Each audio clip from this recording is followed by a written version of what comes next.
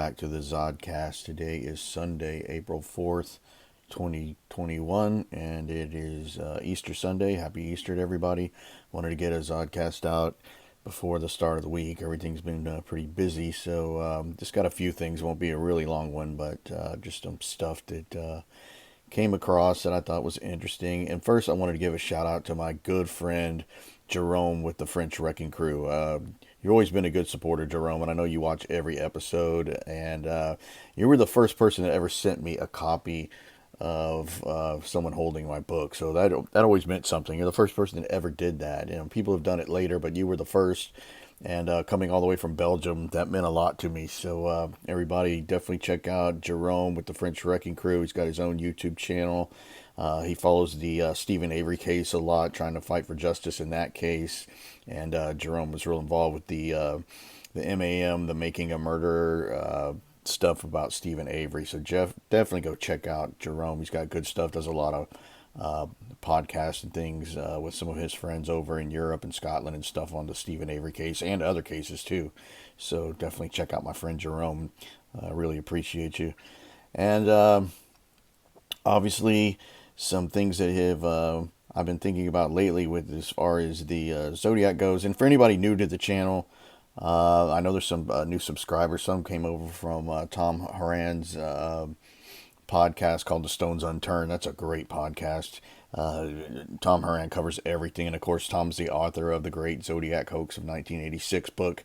Check that one out on Amazon. But really good lively live chats for Tom's stuff, and I really enjoy that group that follows Tom Horan and his different theories on John Bonet, Zodiac, and just everything, the Manson family. Good stuff. But anyone that's coming over from there, really super extra welcome to you.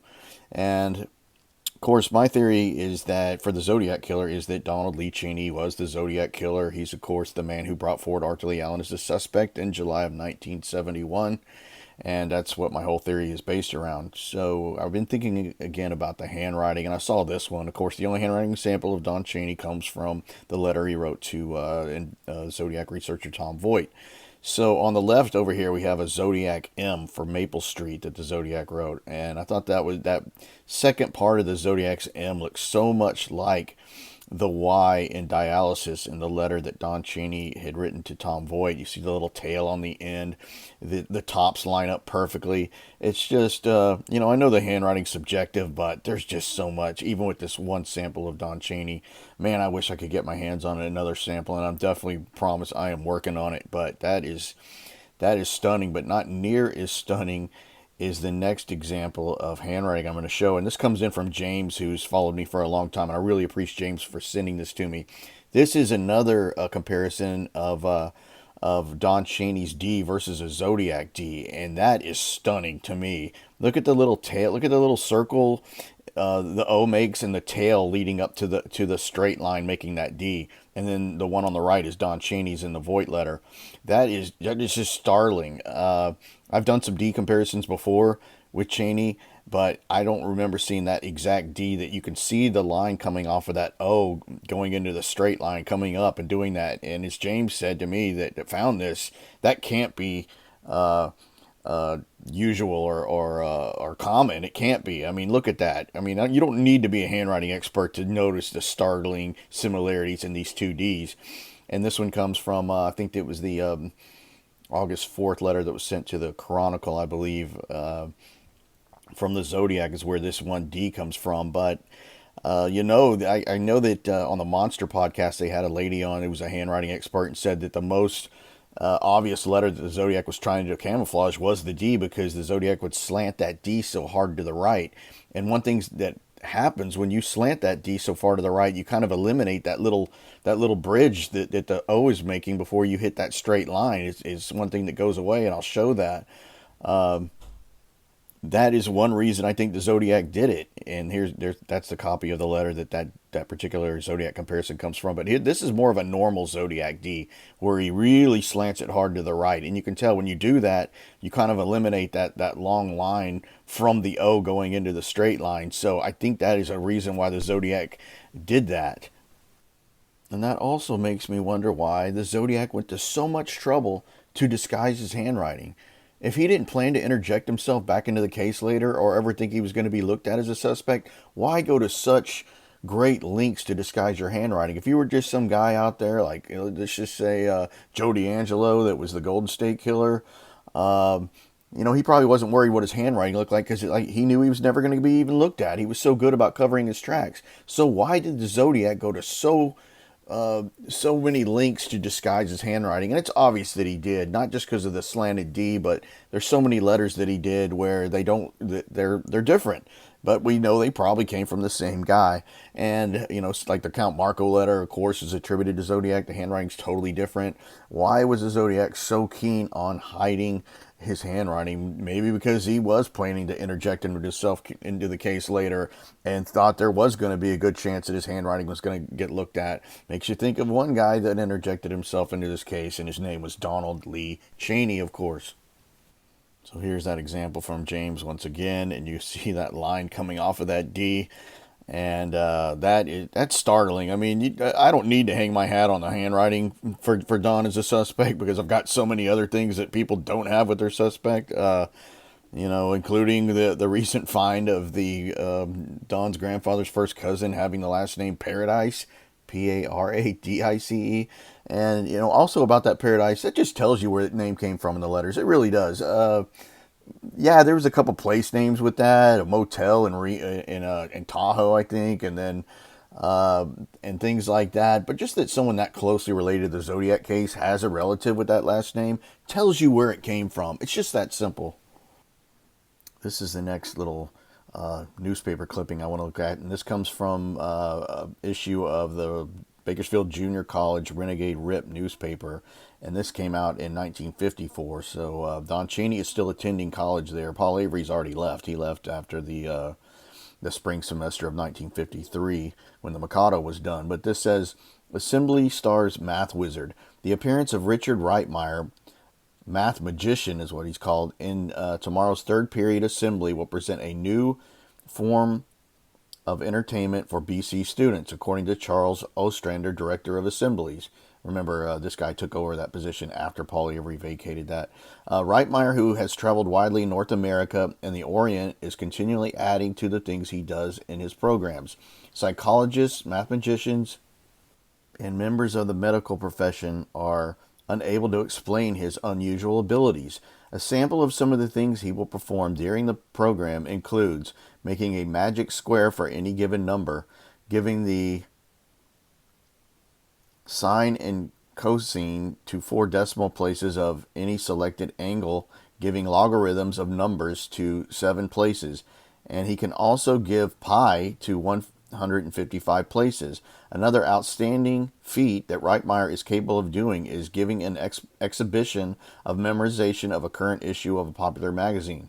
Reitmeyer can also write upside down and backward with either hand and does mirror writing and reverse mirror writing. He can also give the day that any given date falls on. So I thought that was really interesting, especially when you talk about the handwriting and mirror writing and writing upside down, because I think that's what the Zodiac did. So seeing this guy come to your little junior college in 1954 could have definitely left an impact on you and gave you the ideas for some of this stuff. I can't prove that Don went to that assembly that day, but man, it would have been beneficial if he did, and somebody like him was, as a mechanical engineer, that he was already looking at becoming, would have definitely honed in on what this guy was talking about, because you did not have the internet back in those days. So seeing a guy like that come to your junior college may have left an impression on you, and some future techniques you might want to pick up later in life, and that's probably what happened there. And now moving on, I wanted to clear up a little falsehood I saw from a Zodiac researcher online who said that when Officer Donald Falk gave his description of the Zodiac Killer when he saw him after the Paul Stein shooting in the Presidio, that Donald Falk only came up with the description of the Zodiac Killer having a widow's peak hairstyle when he did the video. His name was Arthur Lee Allen, or this is just something that Falk later recalled, and it might not have been correct because he was already old. And when Falk is in that film, his name was Arthur Lee Allen. He clearly describes as the man he saw as having a widow's peak, where the hair is balding on either side of the head, but has some towards the middle. Well, of course, Don Chaney had a distinctive widow's peak, and I wanted to clear that up because that's not true. Because what is not true is the fact that Donald Falk absolutely reported at the time that he saw a man with a distinctive widow's peak. Here it says he told Dave Toschi that. This is a quote from Falk. He says, he looked similar to the man I had seen on October 11th. However, the suspect was actually older and heavier with distinctive widow's peak type of receding hairline. So that is true that he reported that the Zodiac Killer, the man that he saw after the Paul Stine shooting, did have a widow's peak, and he reported it at the time. This isn't something that he came up with later. So that is something that you got to take to the bank. Of course, people that have suspects that didn't have a widow's peak are going to say, oh, it's just something that an old man said. Wrong. He said it at the time. So it's just getting the facts out there. And that's why it's great that I think Michael Butterfield's whole purpose now is just getting the facts straight of the case, which he does on his website, Zodiac Killer Facts. I think Butterfield also has a new podcast out on Zodiac A to Z, a new episode. I did listen to that. It's really good, so go check that out. But just one of the things you clear up. Obviously, Chaney had a widow's peak. Obviously, Chaney was barrel-chested, as Falk described, the Presidio person. Cecilia Shepard at Lake Berryessa said he was fat. That came from Deputy Dave Collins. And also, what came from Dave Collins was the best height assessment of the Zodiac. When he stood where the Zodiac was and asked Cecilia Shepard at Lake Berryessa, how tall do you think he was? I'm 5'10". And Cecilia Shepard replied, about 2 inches taller than you, which puts the Zodiac where? Right at 6 feet. That's important because Don Chaney was right about 6 feet. And I was able to confirm that with someone else that knew him. This lady's name is Norma Gordon. I'm even showing the chat log there. Norma Gordon, her husband was a good friend of Don Chaney. He was at Don Chaney's wedding.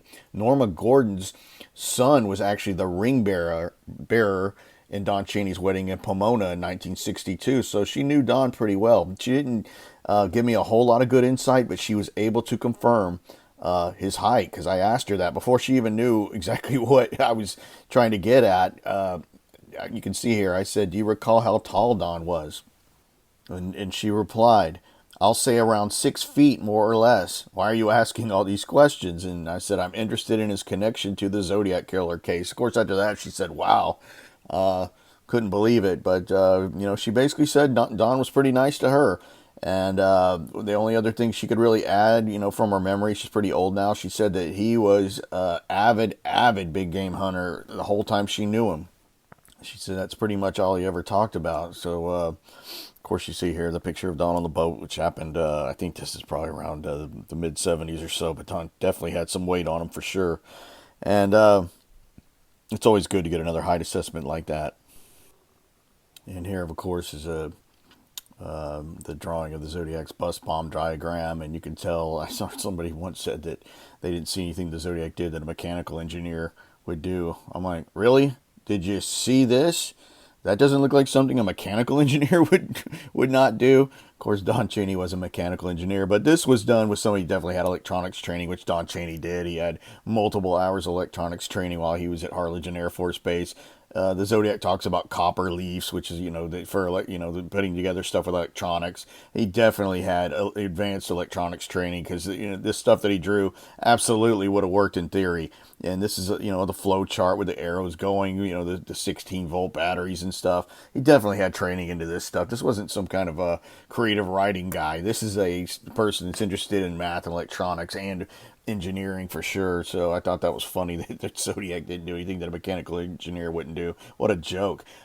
This absolutely has all the signatures of a mechanical engineer all over what the Zodiac did. Drawing the ciphers, obviously using graph paper under a light table, which only an engineer would have had at the time, or a draftsman. Same thing before the days of AutoCAD. That's why the Zodiac characters are so neat and lined up, because he put graph paper under it. Well, what kind of paper did Don Chaney use when he wrote a letter to Tom Voigt? Graph paper? Yeah. He's just telling you that he's really the guy. He wants credit for being the guy, but he doesn't want to totally go down for it, and he enjoys still messing with people. That's what he did. People always say, well, Don Chaney never really said anything that the authorities didn't already know.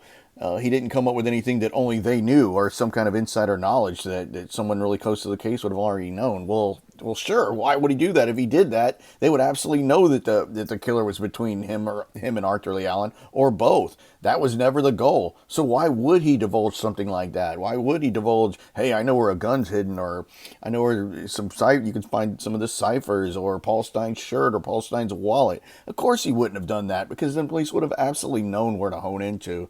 So that's how I always answer that. But another question I heard recently from another Zodiac group was so if Don Chaney is a Zodiac, why wouldn't he have came out and disputed the copycat killer in New York, the New York Zodiac Killer case? And my response to that was, why didn't the Zodiac Killer ever come out and denounce Arthur Lee Allen being the Zodiac Killer? He never did.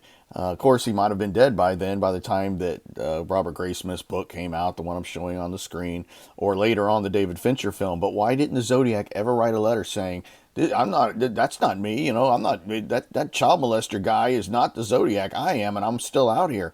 Why did the Zodiac never do that? Because he wanted you to believe enough that it was Arthur Lee Allen, because he's the one that brought Arthur Lee Allen forward. See, doesn't it make sense now? That's why the Zodiac never came out and said, that guy isn't me. Now, remember recently when Dave Aranchek, Jarl Van Eck, and Sam Blake solved the Zodiac 340 cipher, the Zodiac starts out saying, "I hope you were having lots of fun and trying to catch me. That wasn't me on the TV show." So here he is. He's denying to be the caller into the Phil Dunbar TV show, which obviously later, turned out to be a mental patient. But he's at least denying that it wasn't him. So why wouldn't he ever, if he was still alive, deny that, come out and say, Arthur Lee Allen wasn't the Zodiac? They know they're not going to catch him, but why would he allow this guy to take credit for all his masterwork? It only makes sense that if it was Don Chaney who wanted you to believe it was Arthur Lee Allen, because that was his conduit back into this case. It's just that simple. And of course, Graysmith's book came out in 1986, and Arthur Lee Allen's name was not mentioned. He used the pseudonym Robert Hall Starr for Arthur Lee Allen. But if you read that book and saw the other names associated with Allen, it wasn't a big secret who it was. It would not have taken the Zodiac much investigative efforts to find out that they were talking about Arthur Lee Allen. So either way, he could have come out and said, "I'm not Bob Hall Starr, I'm not Arthur Lee Allen," or whoever this guy is, Robert Graysmith's talking about, is not me. But he never did that. So the only thing you could dispute that with is maybe he was already dead, but I don't think so. So that's going to wrap things up for now. Please go check out the Don Chaney AMA episode over on Black Box Online Radio by Ned. That was a great episode. I know a lot of the people that watch this channel subscribe to that channel as well. Probably already saw that video, but if you have not, go over to Black Box Online Radio and check out the Don Chaney episode that came out, I think, a little over, maybe it was a week or two ago, and everything else on Black Box Online, and subscribe to that. And if you're looking at this graphic in the background, that is a design by Jim Catizone, and he does some Zodiac t-shirts designs that are over on TeePublic, and I'll put a link for that in the description section of this video. And also, please go check me out over on Instagram. Thanks for watching, everybody. Have a good week.